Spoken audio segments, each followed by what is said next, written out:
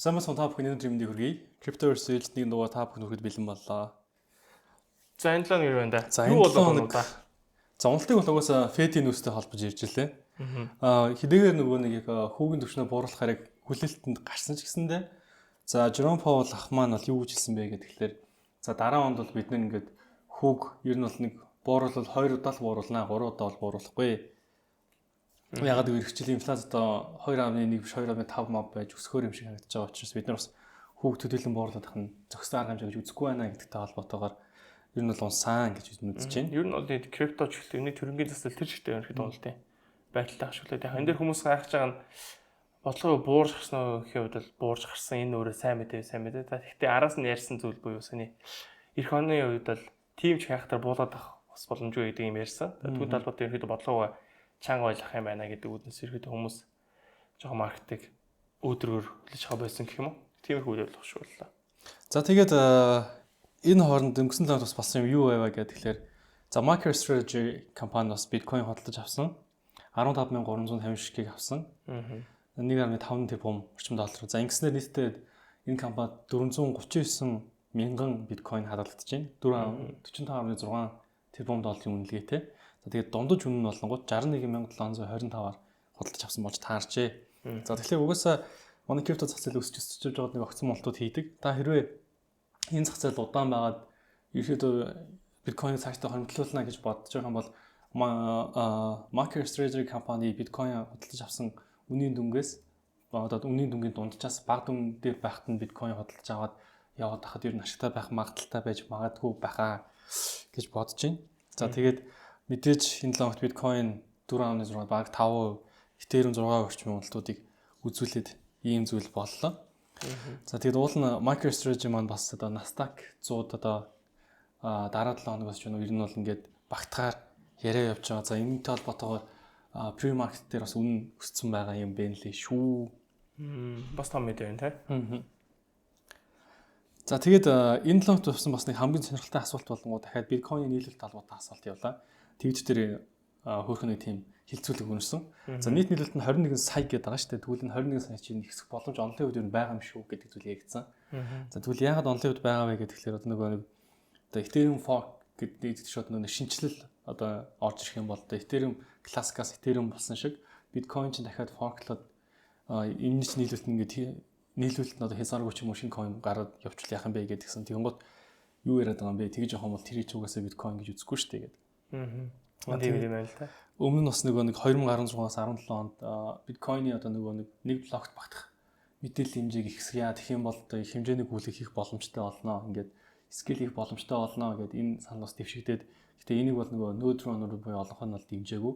Энэ бичээс шалгалт нөгөө Ethereum дээр суурилсан layer 2 төслүүд одоо ихээр бий болсож эхэлсэн гэдэг зүйл бас явдаг. За тэгээд энэ удаад бас нэг сонирхолтой зүйл болсон байна.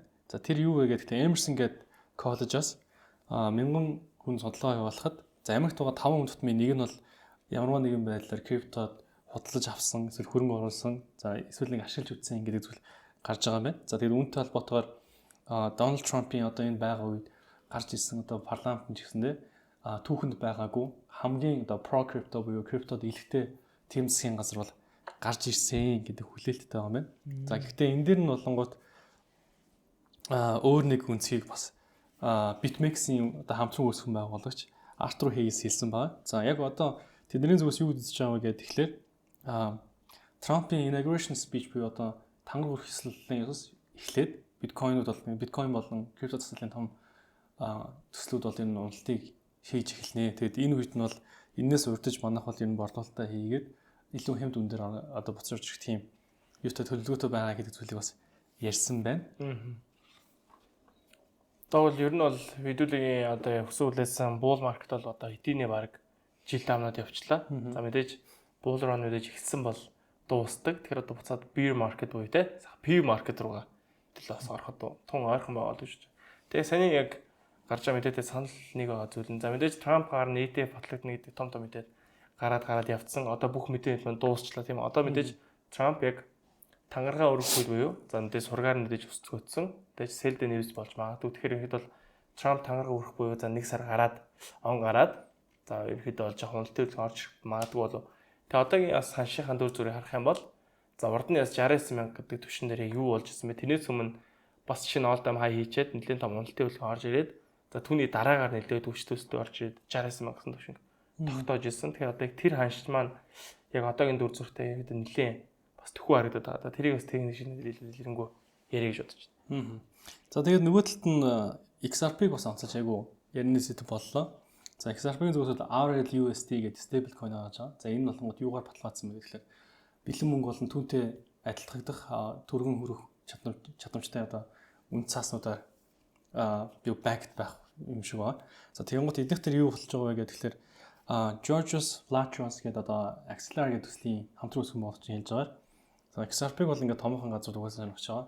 RLUSD одоо ингээд ашиглагдаад өргөн хэрэгээр хэрэглэх тусам юу байна? XRP-гийн үнэнд бол нөлөөлнө. Энэхүү гүйлгэнүүд хийгдэх юм бол одоо ингээд гүйлгэний шимтгэлийн төлбөрийг угаасаа XRP-гаар хийж таарна.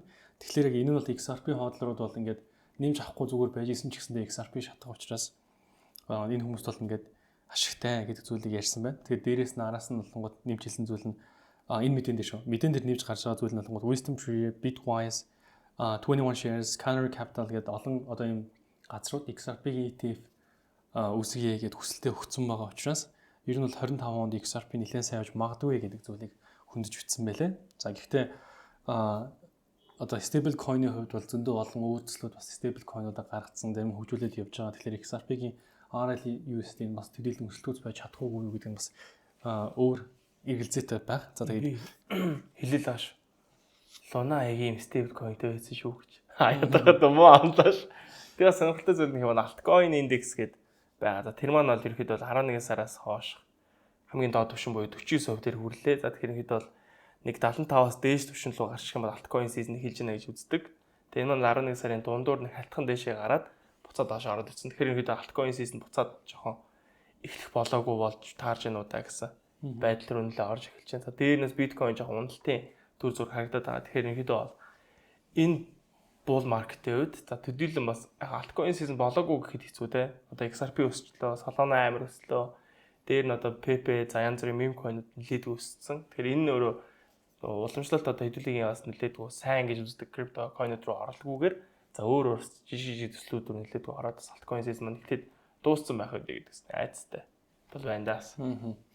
За тэгээд юу хасан энэ логт бол ингээд юу зах зээлийн ус ингээд солиорлсон meme coin бол Fart гэх coin байлаа. За тэгээд зах зээлийн үнэлгээ 1 тэрбум долларт хүрсэн. Тэгээд энийг бол ингээд зөндөө олон хүмүүсээс meme болгоцсон байсан.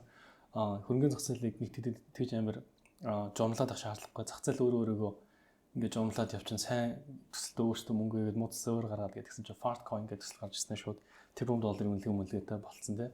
Тэгмүүд энийг бас meme болгож ирж илээ. Тэгээд дээрэс нь Eternal Labs гэдэг бас stable coin гарч ирсэн. Binance-ийн launch pool орж ирсэн санагдаж байна. Эднийхэн Trumping гэсэн тодорхойлолтой World Liberty Financial гэдэг төсөлтөөс хамтарсан юм байлээ. За хамтрал нь юу авах вэ гэхээр одоо USDE юугаад pool хийгээд одоо тэгээд өгөөжд нь болохоор World Liberty Coin-аас ч юм уу USDE одоо давхар өөр төрлийн stable coin гэдэг уншуулт нь авахар тийм зүйл хийж байгаа юм байлээ. За гэхдээ Trumping гэдэг тодорхойлолтой World Liberty Coin-аас төдийлөн бас амжилттай зах зээлдээ гарч борлуулалтаа хийж чадаагүй. Тэгэхээр ийм төслийг авах юм бол Trump ирээдүйд янз бүрийн хэмлэх юм бол хашин савлна гэдэг итгэл үнэмшил бас нийтлээрээ аюу өрөөсгөлж явах магадaltaй байгаад байгаа шүү. Pre-sale нь дуусахгүй шүү, тий. Pre-sale буюу зах зээлээс өмнөх одоо зарж байгаа одоо coin-ы токен-ы бас хэмжээ маань нэлээдгүй хэмжээтэй байгаа. Одоо тэр бас ингээд бол нэлээдгүй урт хугацаанд үргэлж байгаа ч гэсэн нэг 20-30% л захиалгын биелэлттэй явж байгаа. Тэгэхээр ихэд нэлээдгүй хүмүүс сонирхгүй байна уу эсвэл бол мэдэхгүй байна уу? Бас жоохон хүлээлт багтаах шүү байна тий. За тэгээд Америкийн санхүүжилт хороо бас дахиад буцаж хурж ирсэн байгаа. За энэ удаа Cybercoins гэдэг төсөлд мэдээлэл хөргүүлсэн. За юу гэж мэдээлэл өгсөн бэ гэхээр блокчейн тоглоомтой холбоотой coin гаргаж байгаа бол санхүүжилт хороо заавал бүртгүүлсэн байгаарай. За манайх бол энэ төрлийн тоглоомд гаргаж байгаа coin-ыг чинь бүгднийг үн цаас гэж үзэж байгаа шүү гэдэг. Өөрөөр хэлбэл XRP одоо томоохон төслүүд дээр бол ялагдсан ч гэсэндээ Web 3.0 тоглоомын төслүүд л бас ийм их мэдээлэл явуулаад байгаа юм байна. Тэгэхээр одоо дараагийн байдал бас нэг ийм их Web 3.0-ийн төслүүд байх бололтой. Гэхдээ эсрэгээр нөгөө талд нь одоо Web 3.0-ийн төслүүдийн тэр нөгөө нэг өсөлт ч юм уу coin-ууд нэ coin авах юм бол бас ирээдүйтэй гэдэг магадлал маань 25 удаа нэлээд буурж магадгүй болчих шиг боллоо. Ер нь SEC орж ирээ завар харж байгаа.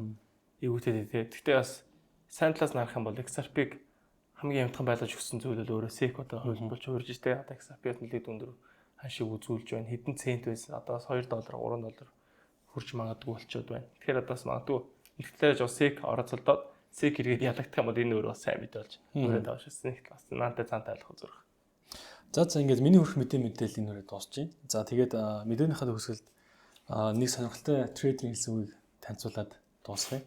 Энэ хүү трейдер маань болохоор крипто зах зээлд нэлээд урт хугацаанд ажиллаж бас тодорхой хэмжээний ашиг хийсэн гэж яригддаг.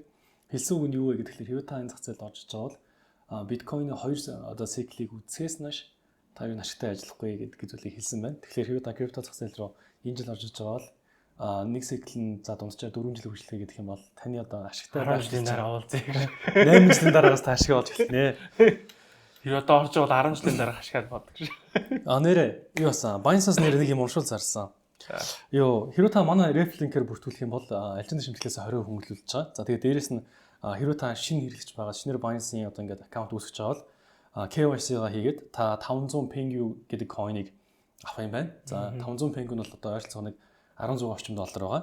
За үүний дараа анхны арилж байгаа spot юм уу futures дээр $20 буюу түүнээс дээш нэмтэйгээр хийх юм бол нэмэлтээр 1000 Pengu буюу $32 бас урамшуулаар авах нэ. Тэгэхээр энэ урамшуул маань бас 3 хоногийн хугацаатай байгаа учраас та энэ бичлэгийг гарч ирэх 1 хоног өнгөрчин. Тэгэхээр бичлэг үүссэн бол та гис шинэ аккаунтаа үүсгээрэй. За тэгээ хагас өдрөө дуусах байгаа. Давхар Pengu болон Simmons Cat гэдэг хоёр төсөл маань Hodler's Airdrop гэж орох бах. За энэ хоёр төсөлд нэг богино хэмжээний бичлэг хийнэ. За ингээд хэрвээ та крипто зах зээлийг сонирхож байгаа бол Binance аккаунтаа бит хоёрын Reflink-ээр үзгээрэй. Ингэснээр та алжины шимтгэлээс 20% хөнгөлөлтөнд давхар Pengu гэдэг coin-ыг одоо урамшуулаар авах юм тийм. Окей. Тэгэхээр би бас энэ нэг зүйл хэлсэн. Одоо жишээ нь яг энэ bull market буюу биткойнос код байж ах үед юу болж ирсэн бэхээр би Binance-аас маш хэмжээний launch pool зарлж ирсэн тийм. Airdrop зарлж ирсэн. За одоо жишээ нь харах юм ба сая сүүлийн энэ сарын хугацаанд баг 3-4 төсч гаргаад амжлаа тийм. Тэгэхээр магадгүй бас Binance энэ зах зээлийг илүү цаашаа илүү потенциалтай шаарч гинөө эсвэл бол bull market дууссан үндгээс шахаад дуусах гэжсэн бодолтой нас сонирхолтой зүйл ажиллагдаад байгаа. За ингэ шинжлэл орох. За техник анализ боломжтой шууд орцгоё. За. За тэгэхээр хэдүүлээ энэ 7 хоногт альткойн хэсэлүүтэйгээр за илүү биткойнээр анхаарай гэж бодож байна. За яагаад гэвэл энэ 7 хоногийн хугацаанд ерөөдөө бол сүүлийн 2 хоногийн хугацаанд бол бодлогын үгийн асуудлууд формс гарснаас хойш ерөөдөө бол зах зээл нэлээд уналтыг үзүүлээд байгаа. За тэгээд ерөөдөө том зургаараа биткойн ямар хөө сайклтай явж гэнэ вэ гэдгээс ахуулаад ярилцаад явчаа. За тэгээд 2014 оноос ахуулаад нэг юм том дээшээ чиглэлийн буюу за өсөх чиглэлийн трендтэй. Яг хөө биткойн анх гарсан цагаас хойш ерөөдөө тогтмол өсөж байгаа. За гэхдээ яг паттернаа ингээд авч үзээд зүй тогтлыг нь одоо ингээд давцуулаад үзэх юм бол иймэрхүү маягтай хөдөлгөөнд үргэлжлээд байгаа. За уналт орж ирдэг, өсөлт орж ирлээ. Уналт, өсөлт, уналт, өсөлт гэж орж ирж байгаа. За тэгээд дараагийн энэ өсөлтийн хөдөлгөөн буюу за энд орж ирж байгаа өсөлтийг энд тавьсан. Тэгээд энэ өсөлтийг ийшээ тавих юм бол маш өндөр хэмжээний өсөлтийг үзүүлэхээр харагдаж байгаа. За гэхдээ энэ бол маш дээшээгээ байгаа учраас энэ 25 онд бол арай биелэхгүй болов гэсэн бодолтой. Тэгээд мөн бас харах юм бол эхний цикл нэлээд хүчтэй өндөр өсөлтийг үзүүлж ирсэн. Дараагийн цикл дээр юу болж ирсэн мэхээр ерөөхдөө бол хүчин жоохон сулраад дээшээ тренд лайн шалгахгүй маягтай байсан. Тэгэхээр магадгүй дахиад энд явахаараа хөдөлгөөн маань дахиад жоохон багасч магадгүй гэсэн бодолтой бол байгаа. За сэрээ за эндээс бол дээшээс чиглэлээ сэрээг бол хэдүүлээ анх яг үүсэж байхад нь бол татаж үзчихсэн шүү дээ. Гэхдээ энэ сэрээг бол хэдүүлээ арай өөр сэрээ тавьж ирсэн. За modify сэрээ modify сэрнээс дээшээ гараа явцсан. За тэгэхээр нь ерөөхдөө бол за трендийг нь илүү барьж авъя гэдэг үгс саргинаа сэрээ болгоод доотлын гарч ирснийг нь SB line руу татцсан байна.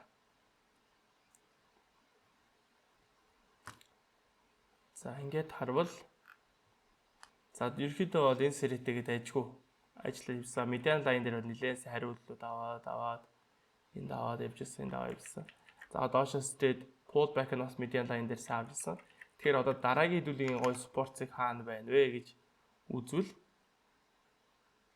за магадгүй дахиад median line дээр шалгаа эндээс доош уналтын үеийг харж илээ гэвэл за 94,000 гэсэн төвшин дээр нэлээ сайн спорт байгаа болов уу гэж хараад байгаа. За энийг бас өөрөөр харвал 94,000-ыг тэндээс айна.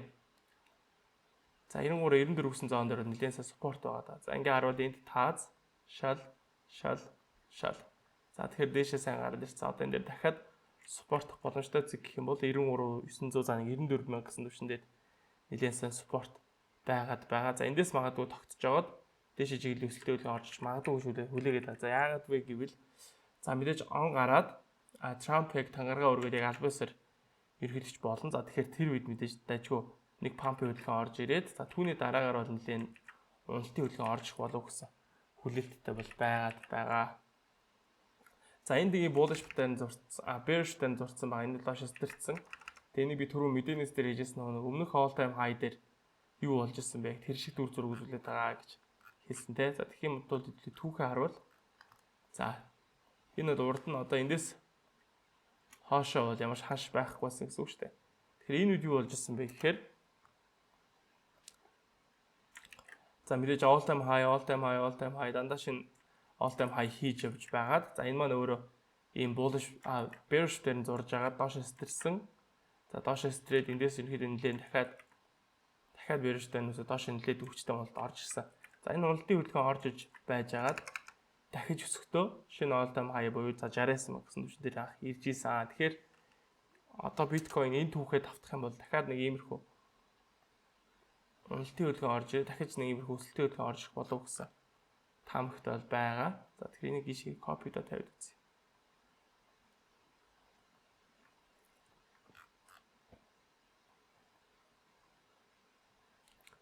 За хэрвээ яг өмнөх түүхээ давтнаа гэх юм бол за биткойн одоо энэ уналтын хөдөлгөөн стэрч гисэн. Тэгэхээр дахиад эндээс нэг иймэрхүү гоё bearish таар нь яг энэ шигэ bearish таар нь зурх юм бол яг хэсэгтгэх хугацаанд яг short арилжаанд орё гэсэн бодол байгаа. За гэхдээ нөгөө нэг энэ дунд чинь юу болох вэ гэхээр Трамп ерөнхийлөгч болно. За тэгэхээр яг өмнөх түүхээ давтахгүй маа гэхэд за энэ доош магталтай паттерн доош стэрсэн тэр хэсэг зураг уналтын хөдөлгөөн орж ирээд нөгөө 93 94 гэсэн түвшин дээр хариулах юм бол эндээс дэжүүл он галжинд орё гэсэн бодолтой байна. Тэгэхээр одоохондоо бол биткойн дээр long арилжааны план бол байхгүй байгаад байгаа. Тэгэхээр энэ 7 хоногт бол миний хувьд биткойн дээр төдийлөн арилжаад хийсэнгүү. За хэдүүлээ 2 арилжаа баг хамтдаа хийсэн баг хийж болох хаа. Энэ дээр бол нэлээ Ethereum дээр арилжаа хийгээд байсан. Ethereum бол энэ 4,000 гэсэн энэ түвшингийн таазыг бол ерөөсөө стэрч чадсангүй. За бүр том цагаар арилжааны төлөвлөгөөд ерөөдөө энэ төлөвлөгдөд байгаа шүү дээ. Дээшээ стрит энэ дэжгүй булштай нүсэх юм дээшээ орё гэсэн хүлээлт бол хэвээр байгаа. За тэгтээ одоохондоо бол энд байгаа тааз дахиад энэ таазлах. Тэгэхээр энэ түвшинг бол доош дээшээ бол стэрч чадахгүй байна. Тэгэхээр Ethereum-ийн дараагийн гоё спорт зон хаана гоё гэхээр за нэг 2800 гэсэн түвшин дээр байгаад. За энэ маань өөрөө юу вэ гэхээр за энэ доош магталтай паттерны барыг хэсэн цэг нь бол таарж байгаа. Дээр нэг харах юм бол шал тааз.